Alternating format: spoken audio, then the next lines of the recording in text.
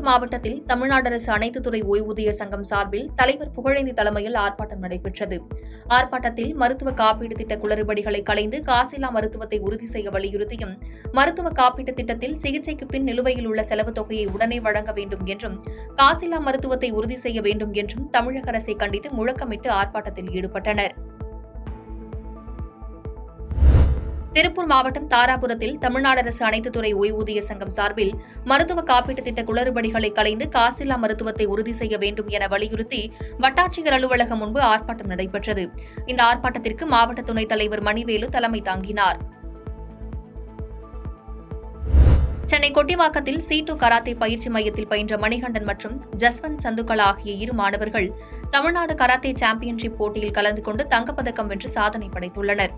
இதுபோன்று அரசு பள்ளி மாணவர்களுக்கு தன்னார்வலர்கள் மற்றும் அரசு உதவி செய்தால் மாணவர்கள் மேலும் பல வெற்றிகளை காண்பார்கள் என கூறினார். தூத்துக்குடி மாவட்டம் ஏரல் தாலுகா ராசி திருமண மண்டபத்தில் தமிழ்நாடு பனைமர தொழிலாளர்கள் நலவாரியம் மற்றும் எல்வாஸ் சமூக சேவை அறக்கட்டளை இணைந்து பனைப்பொருட்கள் தயாரிப்பதற்கான தொழிற்பயிற்சி பெற்ற 100 மகளிருக்கு சான்றிதழ்கள் வழங்கப்பட்டது. இதனை தமிழ்நாடு பனைமர தொழிலாளர்கள் நலவாரிய தலைவர் எர்ணாவூர் நாராயணன் மற்றும் மாவட்ட ஆட்சித்தலைவர் வழங்கினர். விழுப்புரம் மாவட்டம் செஞ்சி ஒருங்கிணைந்த வேளாண் விரிவாக்க மைய கட்டிடத்தில் விவசாயிகளுக்கு விதை நெல் வழங்கும் நிகழ்ச்சி வேளாண் உதவி இயக்குநர் சுஜாதா தலைமையில் நடைபெற்றது. இந்த நிகழ்ச்சியில் தமிழ்நாடு சிறுபான்மையினர் நலன் மற்றும் வெளிநாடு வாழ் தமிழர்கள் நலத்துறை அமைச்சர் செஞ்சி மஸ்தான் கலந்து கொண்டு விவசாயிகளுக்கு நெல் விதைகளை வழங்கினார்.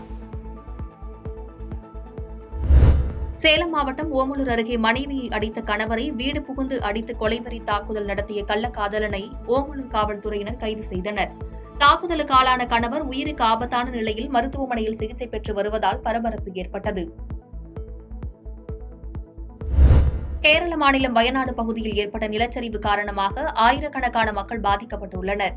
அவர்களுக்கு தேனி மாவட்டம் கம்பம் பகுதியில் தன்னார்வலர்கள் ஒன்றிணைந்து கம்பம் பகுதியில் உள்ள அனைத்து ஊர்களிலும் இருந்தும் பொதுமக்களிடம் காய்கறிகள், பிஸ்கெட் பாக்கெட்டுகள், தண்ணீர் பாட்டில்கள், அரிசி, வேட்டி சேலை போன்ற 1 லட்சம் ரூபாய் மதிப்புள்ள பொருட்களை சேகரித்து பாதிக்கப்பட்ட மக்களுக்கு நிவாரணம் வழங்கினர்.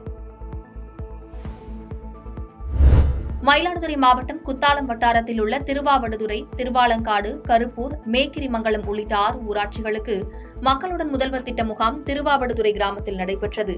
இதில் வருவாய்த்துறை, மின்சாரத்துறை, ஊரக வளர்ச்சித்துறை உள்ளிட்ட அனைத்து துறை அதிகாரிகள் கலந்து கொண்டு பொதுமக்களிடம் மனுக்களை பெற்றனர். பூம்புகார் சட்டப்பேரவை உறுப்பினர் நிவேதா எம். முருகன் பங்கேற்று பொதுமக்களிடம் குறைகளை கேட்டறிந்தார். மேட்டூரில் இருந்து கடந்த 28ஆம் தேதி திறக்கப்பட்ட காவிரி நீர் மேலையூரில் உள்ள காவிரி ஆற்றின் கடைசி கதவணையை வந்தடைந்தது. நீரை பொதுப்பணித்துறை அதிகாரிகள் மற்றும் விவசாயிகள் மலர் தூவி வணங்கி வரவேற்றனர். விவசாயிகள் முறை வைக்காமல் தண்ணீரை தொடர்ந்து வழங்க வேண்டும் என கோரிக்கை விடுத்துள்ளனர். பாதகம் செய்பவரை கண்டால் நாம் பயங்கொள்ளலாகாது பாப்பா, மோதி மிதித்து விடு பாப்பா, அவர் முகத்தில் உமிழ்ந்து விடு பாப்பா. அண்மை செய்திகளை உடனுக்குடன் தெரிந்து கொள்ள இணைந்திருங்கள் இயம்நாடு தொலைக்காட்சியுடன்.